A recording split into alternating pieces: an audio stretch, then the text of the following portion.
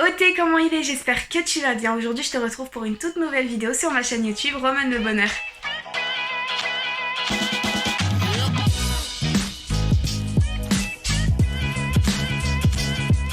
Allez.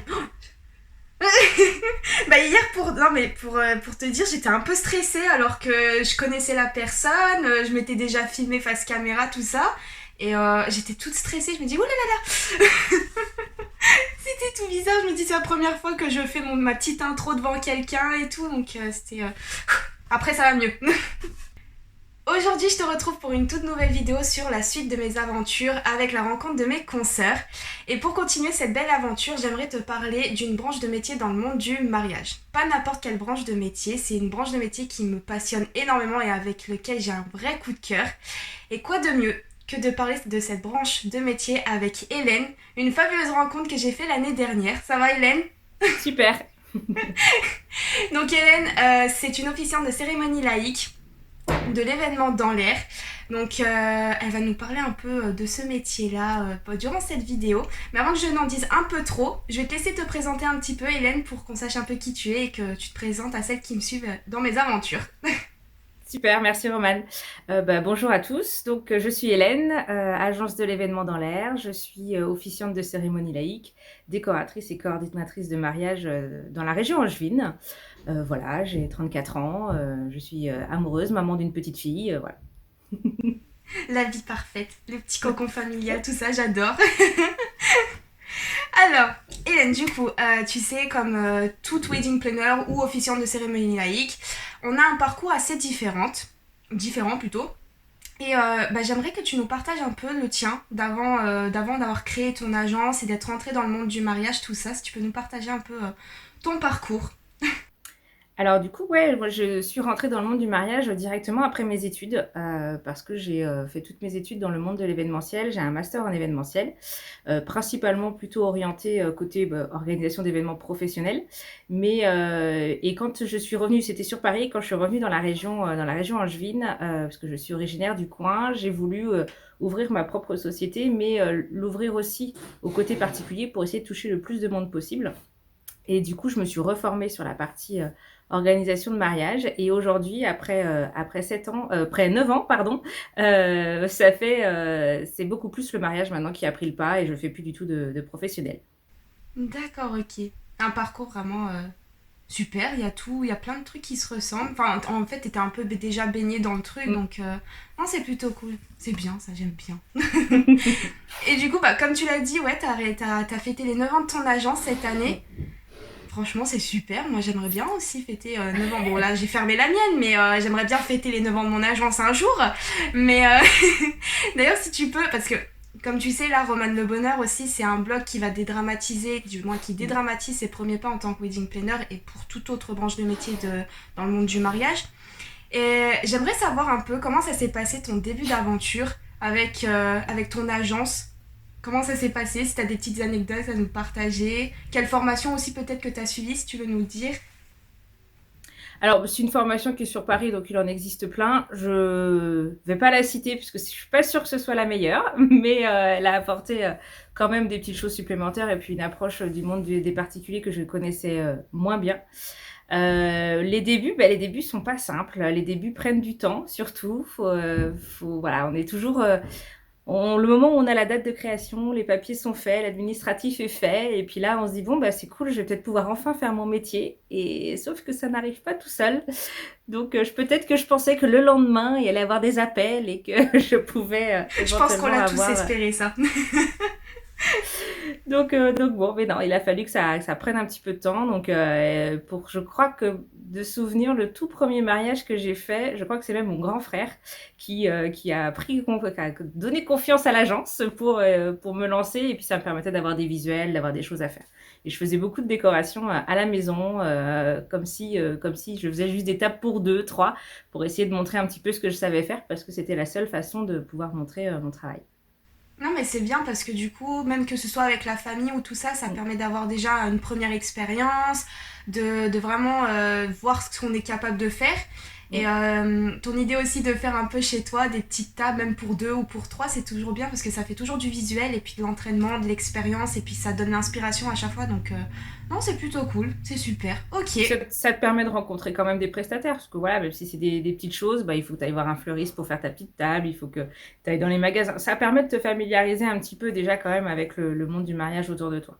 C'est ça, ouais. Parce que c'est vrai que peut-être, ouais, enfin moi personnellement, je suis pas ce genre de personne qui va facilement vers les autres. C'est-à-dire si j'engage pas la conversation, si la personne en face n'engage pas forcément la conversation, ça va être un peu compliqué. Mm. Mais c'est vrai que ça a été compliqué aussi pour moi de prendre contact avec des prestataires. À chaque début de rendez-vous, j'avais toujours ce petit stress de me dire comment ça va se passer. J'avais un peu peur, mais bon, avec le temps, ça va mieux. Aujourd'hui, moi je peux prendre contact avec n'importe qui, je papote, et puis voilà. Bon, on prend de l'assurance au fur et à mesure, hein. C'est sûr que les premières années, on est tout nouveau. Il y a plein de gens autour de nous qui sont là depuis plusieurs années aussi. Donc bon, et en tant que wedding planner, enfin, à cette époque-là, en tout cas, ça va mieux maintenant, mais on n'était pas toujours bien vus. On n'avait pas toujours, les gens ne voyaient pas toujours la valeur ajoutée qu'on pouvait avoir. Donc bon, c'était pas facile, mais il fallait y aller. Faut quand même tenter. C'est pas parce qu'on n'a pas C'est ça. d'expérience ou qu'on est trop jeune qu'on n'arrive pas. On s'est formé pour. Donc on sait faire. C'est ce qu'il faut se dire. Tout à fait. J'ai vu que sur ton site internet, tu proposais d'autres services, que tu n'étais pas que officiante de cérémonie laïque. Et c'est vrai que j'aimerais qu'on en parle un petit peu de ces autres services que tu proposes, parce que quand on devient wedding planner ou officiante de cérémonie laïque, on a envie de tout proposer parce qu'on s'est formé à un métier et on se dit qu'on est capable de tout faire. Et puis parfois, on n'ose pas trop proposer, justement, de peur du fait qu'on n'a pas assez d'expérience dans le domaine ou quoi que ce soit. Est-ce que toi, tu peux nous parler de ces autres services que tu proposes dans ton agence et aussi pourquoi tu les proposes? Qu'est-ce qui t'a donné l'envie de proposer ces autres services? Alors, c'est peut-être même à l'inverse, c'est-à-dire que je proposais déjà ces services-là dès le départ. Quand j'ai créé, j'étais vraiment wedding planner et wedding designer. Même si, en effet, le wedding design, je ne m'étais pas formée pour, c'était plutôt le goût que j'avais pour ça, la passion que j'en avais. Et après, on apprend au fur et à mesure sur le tas, voilà. Mais on apprend toujours quelque chose aux autres. Enfin, il y a toujours quelqu'un qui en sait un petit peu moins que nous. Et donc, ça permet de pouvoir lui apprendre et d'avancer, etc. Donc, j'étais vraiment wedding planner au départ, avec la décoration un petit peu en plus. Et c'est vraiment en 2015 que je me suis formée à la cérémonie et que je suis maintenant... je me suis découvert plutôt sur la partie cérémonie. Je trouve que c'est 3 métiers qui sont vraiment très imbriqués les uns dans les autres. Alors, ça ne veut pas dire que mes clients prennent obligatoirement tout à chaque fois, mais c'est des choses qui sont vraiment en lien. Quand on fait de l'organisation, il y a un moment ou l'autre, il faudra qu'on parle décoration, qu'il faudra qu'on parle ambiance, scénographie, logistique, etc. Que ce soit moi ou par quelqu'un d'autre, il faudra qu'on en parle. Donc, ça s'imbrique assez facilement. La cérémonie laïque, c'est vraiment une approche un petit peu différente parce que là, du coup, je rentre beaucoup plus dans l'intimité des gens. Je suis moins... j'avais l'image que l'organisatrice et la décoratrice sont plus des prestataires annexes, vraiment à l'extérieur. Et le but, c'est vraiment de faire la petite souris et d'être le plus discret possible et qu'on ne nous voit pas. C'est vraiment le but, de régler les problèmes sans que personne s'en rende compte et nous voit. La cérémonie, je rentre vraiment dans le mariage, je suis beaucoup plus présente et beaucoup plus en relation avec les mariés. Donc c'est vraiment très complémentaire les uns les autres.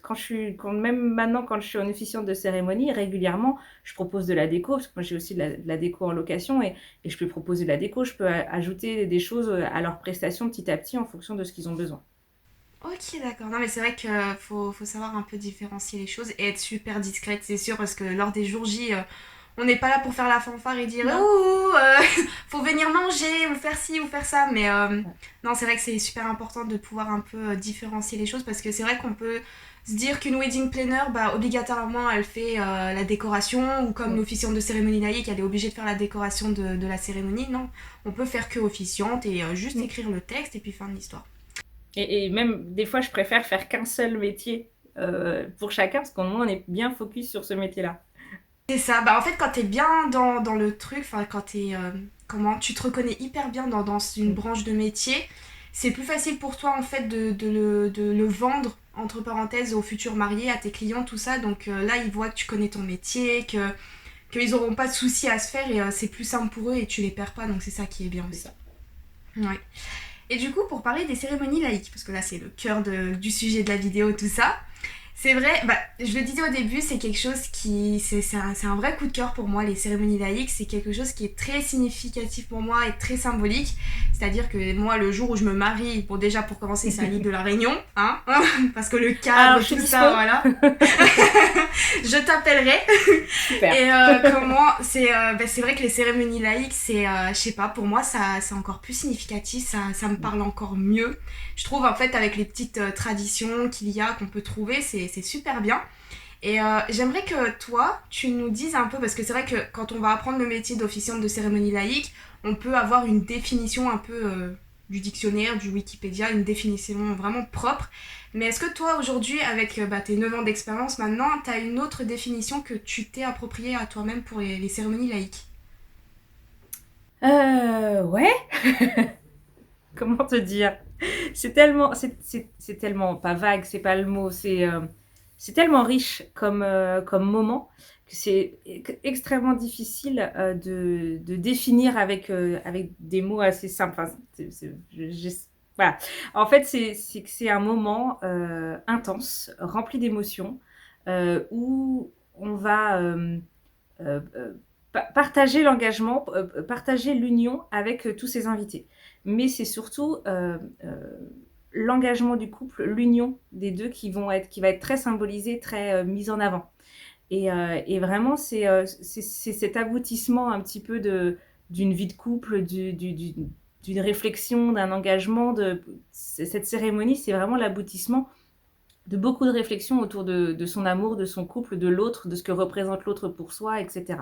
Ça ne veut pas dire que c'est la fin, la cérémonie, puisque c'est le début d'une nouvelle histoire, mais ça entraîne obligatoirement beaucoup de réflexions, beaucoup de préparation, beaucoup d'échanges pour vraiment pouvoir profiter de ce moment, quoi. C'est un moment très intime, très personnel, qu'on partage au début à deux le couple, à trois avec l'officiant, ou plusieurs s'il y a plusieurs officiants, et après qu'on peut partager à tout le monde pour voilà, montrer à quel point on est heureux d'être là, quoi.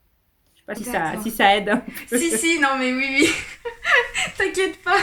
Mais d'ailleurs, là, je suis en train de penser à une question, je l'avais pas dans mes notes, mais justement concernant les cérémonies laïques. Aujourd'hui, est-ce que plus de jeunes futurs mariés te demandent ou c'est vraiment par exemple des renouvellements de vœux que tu as plus souvent pour les cérémonies? Ça se passe comment? Enfin, t'as une fourchette de chiffres ou quelque chose comme ça? Alors, des chiffres précis, j'en ai pas. Enfin, quoique, je pourrais te dire peut-être que 95%, c'est des nouveaux couples. Enfin, c'est des gens qui se marient pour la première fois, si je puis dire comme ça. Parce que les renouvellements de vœux, ça se fait, mais c'est assez rare quand même. En tout cas pour ma part. Et puis après, on va avoir de temps en temps des couples où c'est un deuxième mariage, mais d'une union différente au départ. Où là, du coup, ils ont envie d'autre chose. Si c'est la génération un petit peu de nos parents ou de nos grands-parents, qui du coup ont vécu un peu la tradition de l'Église avec les obligations qu'il y a autour de ça, qui aujourd'hui, le fait d'un remariage, le fait de leur vie, de leur ancienneté entre guillemets, si je puis dire, ont pas envie de revivre ça, ont envie de vivre quelque chose vraiment de beaucoup plus personnalisé, plus léger des fois aussi, mais qui va aussi des fois plus profondément dans leur histoire. D'accord, ouais, c'est vrai que moi c'est enfin ça résume exactement la définition que j'ai de la cérémonie laïque, c'est-à-dire que ça raconte vraiment l'histoire du couple. Et enfin je sais pas, pour moi je trouve que aujourd'hui je pense que ça dépend aussi de la tendance, de la période, et les gens ils se calent par rapport à ça, enfin du moins les futurs mariés se calent par rapport à ça si s'ils ont envie de faire la cérémonie laïque ou pas. Et c'est vrai que plus je suis rentrée dans le monde du mariage, tout ça, et plus je le remarquais que justement le métier d'officiante de cérémonie laïque, il commençait aussi à faire sa petite place. Donc, Vraiment, les gens se sont rendus compte que quelque chose de ultra personnalisé à leur image les touche beaucoup plus que ce qu'ils ont l'habitude de voir actuellement. c'est sûr que tout ce qui est personnalisé, c'est encore mieux, parce que du coup, ça nous raconte, nous, c'est l'image, en fait, c'est l'image du mariage, du couple, donc ouais, tout ce qui est personnalisé, c'est très important pour quelqu'un, surtout pour moi, personnellement. Et c'est pour ça que je travaille vraiment aussi à ce que la cérémonie soit personnalisée, mais toute la préparation en amont aussi. Parce que sinon, on n'arrivera pas à quelque chose d'émouvant à la fin. Il faut. Et justement, en parlant de personnalisation, tout ça, je suis une personne, je t'avoue, je te fais une petite confidence, c'est que je suis ce genre de personne qui est très émotif et qui pleure facilement. Donc, Bienvenue au club. si tu me... Justement, si je vois la mariée pleurer ou quoi, je pleure avec elle. Alors, je t'en parle même pas quand il y a les échanges de vœux et tout le bordel.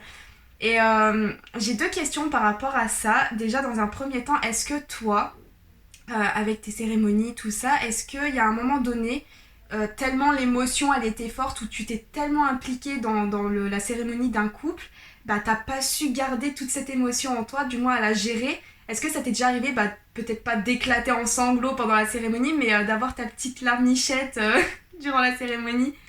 Plus ça va, plus je l'ai à chaque fois. Plus je vieillis, plus j'ai de l'expérience, j'en sais rien. Plus, alors, je pense que ça joue aussi avec la préparation, c'est que plus j'avance, plus j'améliore ma préparation et plus je la rends intense avec les mariés. Et du coup, ce qui fait que il y a vraiment un lien qui se crée avec eux, une relation très personnelle, très intime qui se crée vraiment avec eux. Ce que je cherche d'ailleurs, c'est vraiment ça que je cherche pour que eux se sentent à l'aise aussi le jour J et qu'on passe vraiment un super moment. Et du coup, ça va tellement loin qu'en effet, elle a les quelques dernières cérémonies, c'est pas facile des fois. J'ai dû avoir une fois même, j'en ai plusieurs hein, exemples, mais j'en ai eu une où c'était deux garçons qui, enfin, l'échange de vœux était juste incroyable, juste intense. Et du coup, quand il a fallu reprendre la parole derrière, c'était pas hyper simple. Et j'ai entendu dans l'assistance quelqu'un crier: Je crois qu'il faut un mouchoir aussi pour Hélène. Donc voilà. Mais je trouve que c'est très humain. Enfin, au contraire, ça me conforte dans l'idée que mon rôle est bien fait et que mon travail a été finalement bien abouti. C'est que si même moi, je suis émue par les mariés qui sont là, c'est que la relation s'est créée et que le feeling est passé, quoi. C'est ça, ouais. Bah, en fait, c'est aussi ça, je pense, l'officiant de cérémonie laïque, c'est enfin, que ce soit officiant de cérémonie laïque ou wedding planner, c'est vraiment de créer ce lien avec le couple pour vraiment savoir leur histoire. Je dis pas non plus de rentrer dans leur intimité totale, mais de vraiment connaître leur histoire pour vraiment le mariage soit à leur image. Et je pense que des fois, l'émotion prend aussi le dessus et tu dis oui, mais ils sont quand même mignons. Oh là Et puis là. on se rappelle ce jour-là de tout ce qu'on a vécu en amont. Et le nombre de fois où les rendez-vous en préparation finissent en larmes ou finissent avec des éclats de rire ou avec tout ça, parce que finalement, ils se confient beaucoup, ils parlent de tout et de rien. Ça veut pas dire que moi, je vais tout retranscrire dans la cérémonie, mais je leur demande d'être le plus transparent possible. Donc, c'est sûr qu'il y a des moments où on rentre dans des détails qui sont des fois douloureux, des fois difficiles, mais c'est comme ça que je veux aussi comprendre leur personnalité. Ouais, non, mais c'est sûr que. C'est vrai que moi j'y ai pensé quand j'avais lancé mon agence Sabou, je me suis dit, ah officiant de cérémonie laïque, ça peut être pas mal et tout, mais je pleure tellement facilement que je pense que ça ressemblerait à rien à la fin mes cérémonies, donc faudrait que j'attende un peu de contrôler mes émotions, gérer les émotions, tout ça avant, parce que sinon là, ils vont plus me rappeler sinon les futurs mariés. Ouais, mais ça se travaille et en même temps, c'est pas la même relation. On reste quand même un prestataire extérieur. Mais même, je trouve que c'est beau. Enfin, c'est plutôt l'inverse. Moi, je les contrôlais énormément au début et là, je les contrôle de moins en moins. Donc, ouais, C'est plus naturel en fait, tu dis t'as bien fait ouais. ton travail et les mariés ils sont limite contents aussi, je dis pas de devoir pleurer mais ça leur fait plaisir de se dire oh on lui a touché. C'est ça. Une des meilleures récompenses que tu peux avoir après une cérémonie laïque, c'est quand tu as des invités qui viennent et qui disent: Oh, mais je vous connais pas, vous êtes une copine, vous êtes de la famille. Et là, tu te dis, t'as réussi parce que s'ils pensent que t'es aussi proche que ça, c'est que ça a marché. Ouais, c'est sûr. Non mais ça c'est cool, ça c'est la première fois que j'entends aussi que limite on peut te confondre avec quelqu'un de la Ouais, famille ou des amis et tout, régulièrement. c'est... Mm. Ah ouais d'accord, Ouais, ça, c'est comme drôle. quoi, non? Et Suffit que le marié n'ait pas communiqué sur qui ouais c'est j'étais ou ça. quoi que ce soit. Voilà, ça peut faire ça. C'est l'effet de surprise. Et d'ailleurs, est-ce que tu aurais un conseil à donner justement à celles qui sont un peu émotives du coup et qui aimeraient se lancer en tant qu'officiante de cérémonie laïque? De lâcher prise, parce que c'est un peu le mot d'ordre que je donne à mes mariés, donc si je le donne pas à l'officiant, c'est quand même dommage, de profiter du moment. Et il y a quand même, En amont, beaucoup de préparation et de l'entraînement. Ça ne veut pas dire qu'il faut connaître sa cérémonie par cœur sur le bout des doigts et savoir la réciter sans la lire, puisque ça dure quand même 30-45 minutes, donc de là à tout apprendre, je dis pas. Mais par contre, de ne pas hésiter à s'entraîner chez soi, devant quelqu'un, devant un miroir, pour que du coup les mots sortent de façon très fluide. Et plus on sera à l'aise avec ses mots et avec son texte, plus derrière les émotions seront plus faciles à gérer. Et puis aussi, c'est sur le tas, en fait, c'est plus naturel. C'est-à-dire, Mm. bah, comme là, les notes pour cette vidéo, j'ai des notes, mais c'est pas forcément tout ce que j'ai écrit, tout ce que j'ai dit durant cette vidéo. Donc, il y a des trucs qui vont arriver naturellement. Entre parenthèses, tu vas rajouter des trucs naturellement, mais qui vont ressembler aux mariés. Donc, non, c'est plutôt bien. Moi, j'aime bien tout ce qui est naturel. Fait sur le vif du sujet, c'est super bien. C'est ça. Et plus tu organises en amont, on a l'impression que des fois, de vouloir trop organiser, ça va tuer un petit peu la spontanée ou quoi que ce soit. Non, pas du tout. Plus tu organises en amont, plus justement tu seras à l'aise à gérer les imprévus, les gens qui veulent parler au dernier moment, les éclats de rire. Enfin, ce sera beaucoup plus facile parce que tu sauras comment retomber sur tes pattes derrière. Exactement. Bah, c'est comme la thématique que j'ai abordée au mois de février, c'est que les imprévus, ils vont arriver. Tu auras beau tout organiser, tout bien Il y en aura. programmer, tout ça, mais il y aura toujours un imprévu. Bah là, comme pour les cérémonies laïques, bah peut-être que le tonton, il voudra parler à la fin, ou je ne sais quoi. Donc c'est pour ça aussi que d'anticiper ces potentiels imprévus, c'est toujours aussi bien. Voilà. Alors je sais plus comment j'allais faire ma petite transition fin. J'avais une idée, maintenant j'arrive plus à la retrouver. Ça arrive des fois pendant mes, Ouais, mes tournages, c'est faut que je retrouve le Alors truc. par contre, ça n'arrive pas en cérémonie. Hein. Bah, heureusement. Alors attendez, il faut que je fasse une pause. Il y a 2-3 fois quand même où je l'ai fait, et puis il y a des fois où Bon, tu la garderas si tu veux, mais il y a des fois où les mariés m'ont fait des blagues pendant les cérémonies. Et là c'est dur. Là, c'est très très dur. Ah non, dans mon cahier, il m'avait mis une blague, une référence, puisque c'était des grands fans de Scrubs. Et donc, du coup, il a fallu que je regarde toutes les séries de Scrubs pour m'imprégner un petit peu du truc. Et du coup, il m'avait mis une blague de Scrubs dans mon cahier. Et donc, du coup, en plein milieu de cérémonie, tombé sur la blague. Bon, bah, il a fallu retourner sur le moment un peu plus solennel derrière.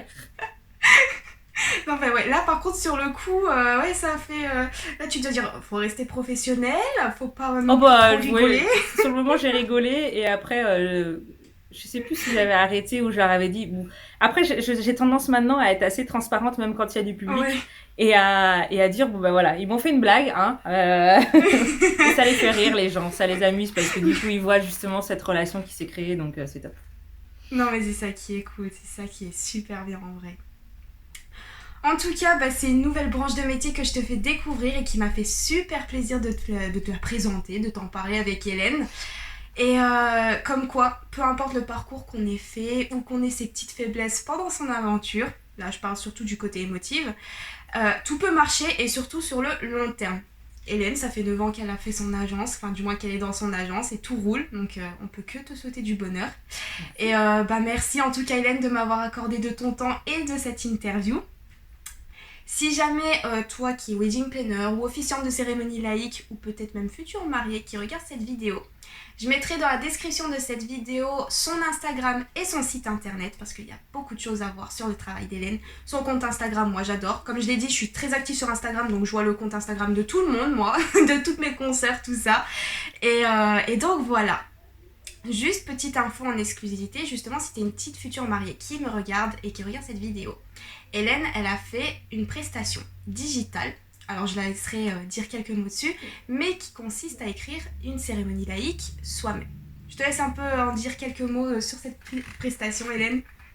En fait, oui, c'est plus pour toutes les personnes, soit qui font appel à un officier professionnel, donc dans ces cas-là, moi je peux intervenir ou mes collègues consoeurs, soit si vous faites appel à un de vos proches, vous pouvez suivre mon parcours digital, où du coup c'est tout le travail de préparation avec les questionnaires, comment votre officiant doit apprendre à vous connaître, comment préparer sa cérémonie niveau sonorisation, logistique, comment écrire votre cérémonie, quoi penser pour le jour J, etc. Il y a 22 étapes, des pas à pas, petit à petit, vraiment pour apprendre à faire votre cérémonie, et vous êtes complètement guidé et vous pouvez créer vous-même.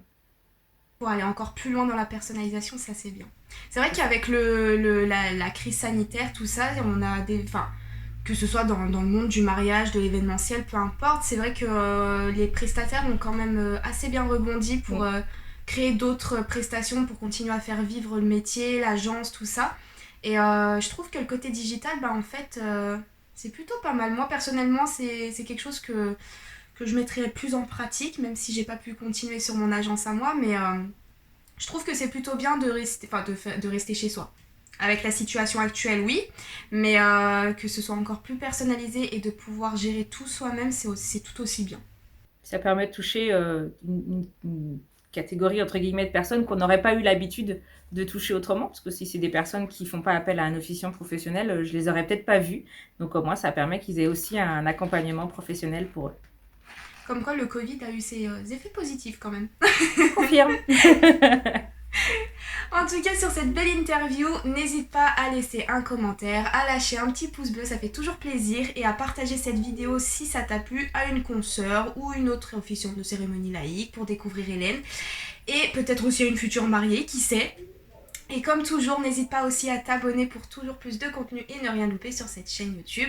Hélène, est-ce que tu as un dernier mot à nous dire ? Non, je vous souhaite une bonne préparation de mariage pour tous les futurs mariés, puis les prestataires, j'espère vous croiser un de ces quatre. Une superbe fin, Hélène. J'adore.